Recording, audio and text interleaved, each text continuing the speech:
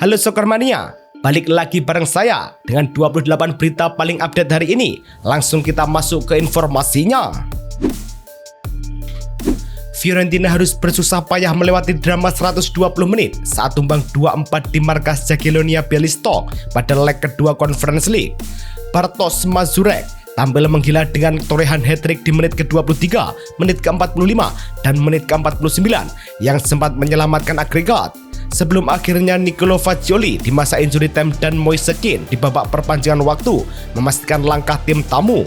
Meski Jesus Imas sempat mencetak gol hiburan di menit ke-118, skor tersebut sudah cukup membawa La Viola unggul agregat 5-4. Hasil ini mengantar mereka ke babak 16 besar. Keberhasilan Fiorentina melaju ke fase gugur juga diikuti oleh wakil Inggris Crystal Palace yang sukses membungkam Zrinjski Mostar 2-0 di Selhurst Park. Kemenangan ini memastikan keunggulan agregat 3-1 berkat gol pembuka dari Maxence Lacroix di menit ke-35 dan gol penutup dari Evan Kusen saat masa injury time. Skuad asuhan Oliver Glasner kini bersiap menatap babak 16 besar dengan potensi bertemu SFV Mainz atau AEK Larnaca. Beralih ke kompetisi kasta kedua, Crystal Palace bukan satu-satunya tim yang berpesta karena VfB Stuttgart juga mengamankan tiket 16 besar Europa League meski kalah tipis 0-1 dari Celtic di MHP Arena. Gol kilat Luke McGowan di menit pertama hasil umpan Junior Adamu sempat mengejutkan tuan rumah. Namun, skor tersebut tidak cukup untuk menggoyahkan Stuttgart. Wakil Jerman ini tetap berhak melaju berkat keunggulan agregat total 4-2 atas raksasa Skotlandia tersebut.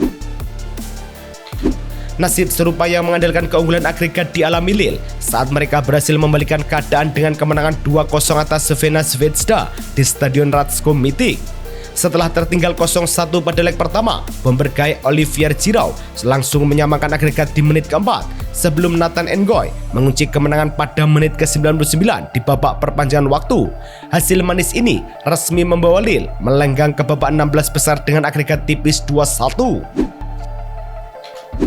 Dominasi tim-tim besar di Europa League berlanjut ke Italia, di mana Bologna sukses menaklukkan ex Gibran dengan skor 1-0 di Stadion Rinaldo Dall'Ara. Gol tunggal kemenangan dicetak melalui sepakan voli cantik Joao Mario pada menit ke-57, tak lama setelah pemain Brand, Jakob Sorensen, diusir wasit karena kartu merah sebelum jeda. Kemenangan ini tidak hanya memastikan tiket 16 besar dengan agregat 2-0, tapi juga memperpanjang rekor gila Bologna yang tak terkalahkan dalam 28 laga kandang di fase gugur kompetisi Eropa. Jika Bologna tampil dominan di kandang, Nottingham Forest justru harus menelan pil pahit kalah 1-2 dari Fenerbahce di City Ground meski tetap berhak lolos ke fase berikutnya. Kerem Aktürkoğlu menjadi momok bagi tim tuan rumah lewat gol di menit ke-24 dan eksekusi penalti di menit ke-48. Sementara satu gol balasan Callum Hudson-Odoi pada menit ke-64 sudah cukup untuk menjaga keunggulan agregat tetap di angka 4-2.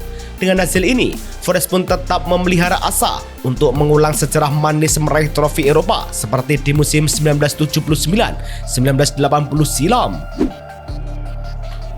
Lolosnya Forest dan Palace melengkapi catatan impresif pekan ini, di mana semua wakil Inggris berhasil menyapu bersih tiket babak 16 besar di semua kompetisi Eropa, mulai dari rombongan Liga Champions seperti Arsenal, Liverpool, Tottenham, Chelsea, Manchester City, hingga Newcastle. Lalu Aston Villa dan Forest di Liga Eropa, hingga Palace di Conference League. Tak ada satu pun yang terpeleset. Kedalaman skuad Premier League menjadi kunci utama yang membuat panggung Eropa terasa seperti taman bermain bagi tim-tim Inggris musim ini. Di saat tim-tim Inggris berjaya secara kolektif, Alexander Sørloth justru mencuri perhatian lewat performa individu luar biasa yang membawa Atletico Madrid melewati hadangan Bruges di playoff Liga Champions. Striker asal Norwegia itu meledak dengan torehan 3 gol dalam kemenangan 4-1 yang sekaligus membungkam keraguan publik terhadap lini depan Los Rojiblancos. Berkat performa klinis tersebut, situs resmi UEFA pun menobatkannya sebagai Player of the Week, mengalahkan nama-nama besar seperti Victor Osimhen dan Aurelien Tchouameni. Meskipun Sørloth tampil gemilang, kejutan besar justru datang dari daftar Team of the Week Liga Champions yang baru saja dirilis UEFA tanpa mencantumkan nama Vinicius Junior. Walau sempat mencetak gol krusial, posisi penyerang di tim terbaik pekan ini justru diisi oleh bintang-bintang seperti Victor Osimhen dan penggawa Bodo Glimt Fredrik Bjorkan yang tampil konsisten selama 90 menit. Nama-nama seperti Jan Oblak, Sandro Tonali juga masuk dalam daftar, membuktikan bahwa konsistensi tim kecil seperti Bodo Glimt kini mulai diakui di level tertinggi. Sorotan di Liga Champions tak hanya soal performa di lapangan, tapi juga isu panas rasisme yang melibatkan Gianluca Prestiani terhadap Vinicius Junior pada leg pertama playoff lalu.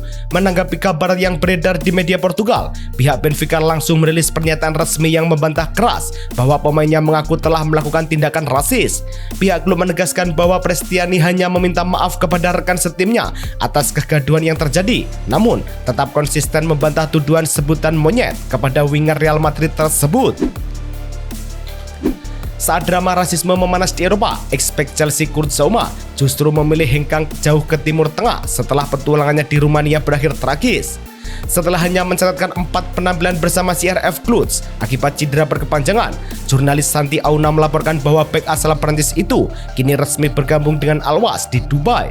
Kabarnya, peran Eric Abidal sangat krusial dalam meyakinkan manajemen Al-Was untuk menampung Zouma yang kini berharap bisa memulihkan kebugarannya di sisa musim ini.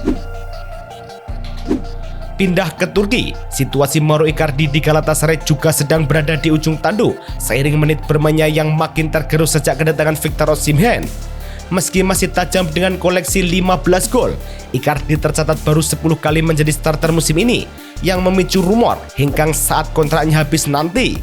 Menurut laporan jurnalis Nicolas Kira, pertemuan penentu dengan agen Icardi dijadwalkan pada April mendatang untuk membahas masa depan sang striker yang kini mulai dipantau banyak klub besar Eropa. Jika Galatasaray pening soal pemain, Olympique Marseille justru sedang menghadapi krisis finansial yang sangat serius setelah mencatatkan rugi sebesar 105 juta euro pada akhir musim 2024-2025. Angka ini menjadi rekor terburuk dalam sejarah klub yang jika ditotal sejak era Frank McCourt, defisitnya sudah menembus angka 570 juta euro menurut laporan Le Pochen. Laporan terbaru UEFA ini menjadi alarm keras bagi manajemen OM bahwa proyek olahraga mereka saat ini sedang berada di ambang kegagalan total. Kondisi finansial Marseille berbanding terbalik dengan rivalnya Paris Saint-Germain yang justru makin tajir setelah memastikan tiket 16 besar Liga Champions. Meski sempat ditahan imbang AS Monaco 2-2, keberhasilan ini membuat kas klub makin gemuk dengan pemasukan sekitar 50 juta euro yang berasal dari bonus partisipasi, hasil pertandingan, hingga peringkat koefisien. Jurnalis Asil As menyebut angka fantastis ini akan terus meroket seiring langkah skuad bertabur bintang asuhan Luis Enrique di babak fase gugur nanti. Kontras dengan PSG yang merayakan kelolosan, Inter Milan justru sedang berduka setelah secara mengejutkan disingkirkan Bodo Glimt di babak playoff Champions League. Kegagalan mencapai babak 16 besar ini memicu evaluasi radikal di dalam internal klub, termasuk rencana menjual sejumlah pemain bintang guna menyeimbangkan neraca keuangan. Melansir La Gazzetta dello Sport, nama Marcus Thuram kini masuk dalam daftar jual dengan bandrol sekitar 50-60 juta euro demi memberi ruang bagi penyerang baru yang lebih konsisten di laga besar. Kegagalan Inter di Eropa mungkin terasa pahit, tapi perjuangan Mallorca untuk bertahan di La Liga terasa jauh lebih mencengkam setelah terjerembab ke posisi 18 klasemen. Manajemen klub akhirnya bergerak cepat dengan memecat Jacoba Arrasate dan resmi menunjuk Martin Demichelis sebagai nahkoda baru hingga akhir musim. Melalui pengumuman di media sosial resmi klub, ex-pelatih River Plate itu diharapkan bisa segera membenahi lini pertahanan Mallorca yang rapuh agar bisa segera keluar dari zona degradasi. Masih dari tanah Spanyol, gairah sepak bola di sana makin menarik setelah Cristiano Ronaldo resmi melebarkan sayap ke dunia bisnis dengan membeli 25% saham UD Almeria lewat perusahaan CR7 Sport Investment. Ronaldo kini bekerja sama dengan Mohamed Al-Khareji untuk membantu klub segunda tersebut mengejar promosi ke kasta tertinggi. Saat ini, Almeria sedang bertengger di peringkat ketiga dan kehadiran mentalitas juara Ronaldo di jajaran direksi diyakini bakal jadi suntikan tenaga ekstra di sisa musim. Namun di tengah kabar gembira soal investasi Ronaldo, fans Atletico Madrid harus bersiap patah hati karena ikon mereka Antoine Griezmann dikabarkan makin dekat dengan pintu keluar Metropolitano. Jurnalis Manu Carreño dalam program El Larguero menyebut bahwa peluang Griezmann untuk pindah ke klub MLS Orlando City kini jauh lebih besar dibandingkan bertahan di Spanyol. Jika kesepakatan ini terwujud, laga melawan Real Sociedad mendatang kemungkinan besar akan menjadi panggung perpisahan emosional bagi penyerang asal Prancis tersebut. Di saat satu bintang bersiap pergi, bintang muda Real Madrid Arda Güler justru makin bersinar setelah mencatatkan penampilan profesional ke-100 saat timnya mengalahkan Benfica 2-1 di Liga Champions. Capaian ini ternyata membawa berkah bagi mantan klubnya Fenerbahce karena otomatis mengaktifkan klausul bonus sebesar 2 juta euro sesuai laporan harian AS. Dengan total nilai transfer yang kini menyentuh 28 juta euro, Güler terbukti menjadi investasi yang sangat menguntungkan bagi Madrid mengingat kontribusi 15 gol dan 23 asisnya sejauh ini. Sayangnya, kebahagiaan Madrid atas performa Güler harus sedikit terganggu dengan kabar buruk dari ruang medis menjelang laga panas derby Madrid pada 22 Maret mendatang. Jude Bellingham dan Dani Ceballos dipastikan hampir mustahil tampil di Santiago Bernabeu akibat cedera yang belum pulih total. Menurut laporan dari KOP, meskipun Kylian Mbappe dan Dean Huijsen sudah mulai kembali berlatih, kehilangan dua pilar di lini tengah menjadi tantangan berat bagi Carlo Ancelotti dalam menjaga persaingan di papan atas. Krisis pemain di Madrid ternyata juga dialami sang rival, Barcelona, yang mulai memikirkan masa depan di lini depan mereka seiring usia Robert Lewandowski yang sudah menyentuh 37 tahun. Mantan bendahara klub, Ferran Olive, memberikan bocoran kepada Kulemania bahwa manajemen saat ini tidak memiliki rencana untuk memperpanjang kontrak striker Polandia tersebut. Barca kabarnya lebih memilih fokus mengejar penyerang muda kelas atas setelah kondisi finansial mereka diprediksi akan segera kembali ke aturan 1:1 La Liga. Rencana jangka panjang Barca makin terasa berat setelah gelandang andalan mereka Frenkie de Jong dikonfirmasi mengalami cedera serius pada sesi latihan terbaru di Ciutat Esportiva Joan Gamper. Melalui pernyataan resmi klub, De Jong didiagnosis menderita cedera distal bicep di kaki kanan yang mengharuskannya menepi hingga 6 pekan ke depan. Absennya pemain asal Belanda ini tentu menjadi pukulan telak bagi strategi Hansi Flick yang sedang berupaya menjaga keseimbangan performa tim di fase krusial musim ini. Berbeda dengan Barca yang sedang dipusingkan cedera pemain, Brentford justru sedang menikmati stabilitas luar biasa di bawah kendali pelatih Keith Andrews yang baru saja dihadiahi kontrak panjang hingga 2032.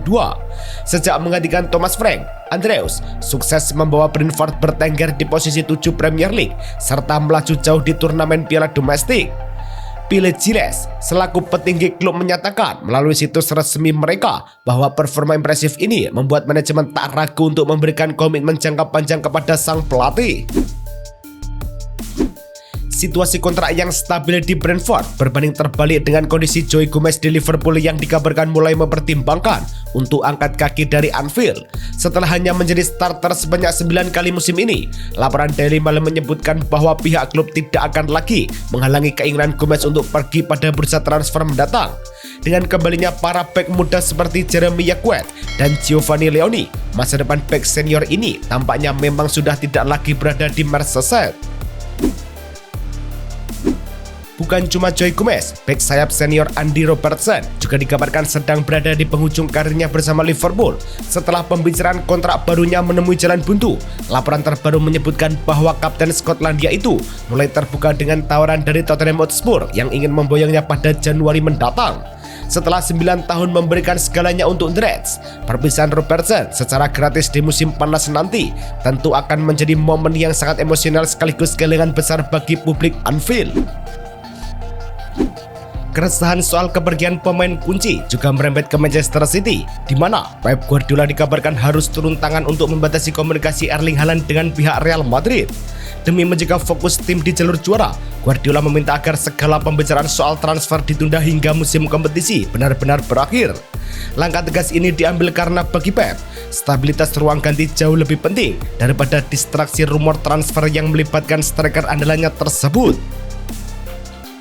Di tengah upaya City menjaga pemain bintangnya, Chelsea justru harus menghadapi kenyataan pahit terkait kondisi keuangan mereka yang dilaporkan merugi hingga 407 juta euro sebelum pajak. Mengutip laporan UFA yang dirilis The Athletic, kerugian ini adalah yang terburuk di Inggris dan hanya kalah dari catatan buruk Barcelona beberapa tahun silam. faktor depresiasi pemain, serta denda dari UEFA disebut sebagai penyebab utama yang membuat keuangan klub London Biru ini terus berdarah dalam 3 tahun terakhir.